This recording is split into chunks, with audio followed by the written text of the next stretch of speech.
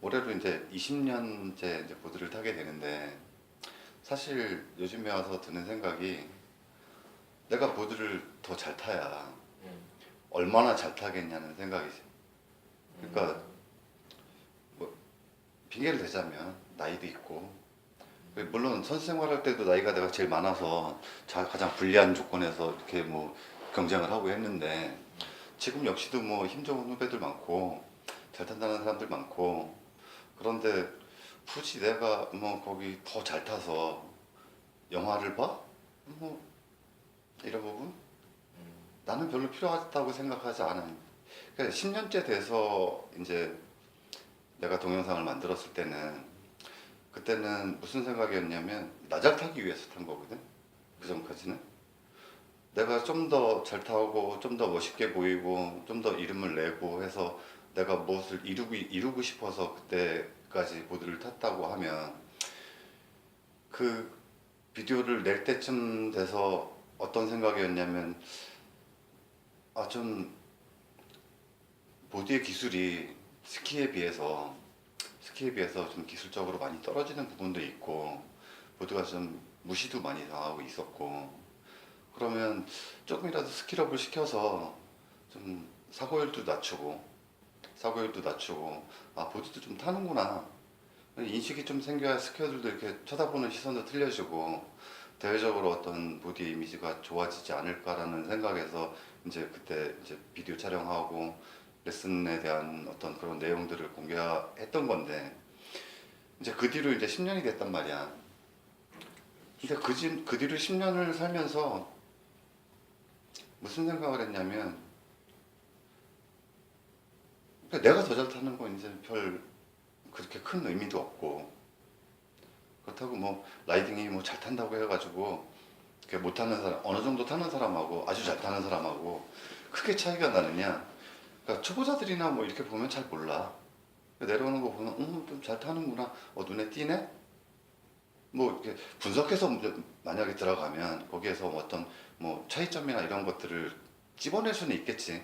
찝어낼 수 있는데 그게 그다지 틀릴까 싶은 거지. 왜냐하면 눈 상태는 항상 변하고 뭐 압력의 상태도 변하고 뭐 날씨도 변하고 거기에 따라서 여러 가지 변수에 얼마나 잘 적응해 순간순간 적응해서 이겨내느냐가 이게 라이딩의 어떤 그런 경지 뭐 이런 건데 그 부분은 임기응변도 굉장히 좋아야 되고 그리고 물론 뭐 보드 위에서 자세 뭐 이런 것들이 굉장히 큰 영향을 끼치지만 뭐 나도 넘어질 수 있고 어쨌든 뭐 가압이 잘못되든가 뭐 아니면 눈 아차 해가지고 만약에 내가 아무리 자세가 좋고 그래도 눈 상태 변화에 내가 적극적으로 그러니까 바로바로 대처를 못하면 뭐 굴를 수도 있고 작년에도 뭐 이것저것 새로운 거를 시도를 해봐서 또 이렇게 얘기를 해주려고 하다가 이렇게 저렇게 시도를 해보다가 전에 어깨 부상도 좀 있었고 이런 부분이 그냥 나를 위해서라기보다는 그냥 뭔가 좀 뭐 새로운 거를 아니면은 좀 정리된 거를 좀 이렇게 단순화시켜서 사람들한테 좀 나눠줄까 뭐 이런 생각을 하고 있었는데 참 10년 전하고 이 시장이 참 많이 바뀌어서 음, 예전에는 이렇게 비디오를 만들어서 아니면 영상을 만들어서 이렇게 시장에 내놓으면 돈을 받고 팔 수가 있었단 말이에요. 그 부분에 대한. 그래서 제작비가 뭐 그때 이제 제작비 들어간 거 따지면은 4,700 정도 들었었는데 그게 적게 드는 거거든. 그러니까 누구누구 이제 개인 돈을 들여서 이제 그 비디오를 제작했던 한 명의 같은 경우에는 뉴질랜드에서 찍었는데 한 6천에서 7천? 그러니까 보통 그 정도 들어간단 말이에요. 왜냐면 비행기표에 거기 스태프들 뭐 카메라맨 보통 세각도에서 찍으면 3명? 그 중에 PD 한다고 해도 그래서 비행기표에 가서 체류비에 리프트권에 뭐 이런 거 하면 기본 들어가는 비용이 굉장히 많이 들어가고 들어오면 또 그것도 편집해야 되니까 편집 비용에 그 다음에 저작권 등록하고 뭐 해서 뭐 심의 받고 제작비까지 뭐 그때는 이제 지금처럼 인터넷에 떠드는 게 아니고 그냥 비디오를 제작하든가 아니면은 그 DVD를 제작해서 이렇게 내놓는 상태였기 때문에 제작비까지 따지면 4,700 정도면은 아주 그냥 저렴하게 만든 거거든. 그러면은 그걸 팔아서 제작비가 뭐 내용이 좋으면 나왔었는데 지금은 뭐를 만들어서 시장에 내놓으면 제작비를 받을 수 있는 상황이 아니라서 벌써 몇 년 전부터 이제 그동안 내가 이제 새로 느낀 것들 아니면 정리된 것들 그런 거를 해서 다음 편을 내놓고 싶었지만 내놓으면 솔직히 굉장히 열악하니까 이쪽 레슨 시장이라든지 뭐 내가 생활할 수 있는 부분이 굉장히 열악하니까 내가 그만한 돈도 없고 뭐 투자해서 뭘 만들기도 힘들고 이렇게 되니까 한 해 미루고 한 해 미루고 뭐 작년에도 나오고 언제 찍어요 뭐 이렇게 네가 계속 물어봐도 내가 글쎄 스폰서를 하나 뭐 해서 제작비를 지원을 해주면 그냥 실비라도 제작 이렇게 지원을 해주면 그냥 자원봉사처럼 니네들이 해서라도 이렇게 만들었으면 했는데 그것마저도 이제 업체도 영세하고 하다 보니까 지원이 안 되고 그냥 미루고 미루다가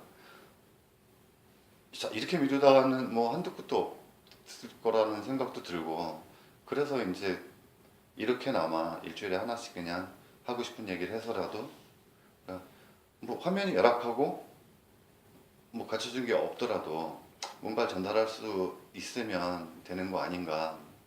너하고 얘기하다 보니까 이게 자꾸 반말로 되니까 이게 보는 사람이 저놈은 나이가 좀 있다고 반말로 얘기하나? 뭐 이렇게 될 수도 있겠다. 그러니까요. 내가 스노보드 노하우라고 이렇게 이름을 붙인 거는 지금까지 내가 내놨던 것들이 뭐 어디서 가져와서 물론 이게 도움받은 캐나다 쪽의 어떤 커리큘럼에 많이 도움을 받기는 했지만 내가 시도를 해보고 경험을 해보고 아 이런 부분이 이렇게 되는구나라는 걸 느끼고 난 다음에 그거를 이렇게 내주는 형식이었기 때문에 스노보드 노하우라는 그런 그 타이틀로 해서 계속 얘기를 하게 되는데 이번에도 마찬가지로 좀 기존에 있는 커리큘럼하고 굉장히 다른 부분들이 있을 거야. 왜냐면 기존 커리큘럼에서는 아 이렇게 가르치라고 하고 이렇게 배우고 나 이렇게 얘기했었는데 왜 저 사람은 틀리게 얘기하지? 뭐 이런 부분이 있는데 이런 부분들은 그냥 100%내 경험상 해보니까 아니면 가르쳐 보니까 이 부분은 이게 더 쉽게 더 받아들이고 발전이 더 빠르고 뭐 이렇더라. 이런 부분들이 있어서 좀 틀린 부분들도 있을 거예요. 자, 그러면 오늘 얘기를 시작해 볼까? 자, 오늘은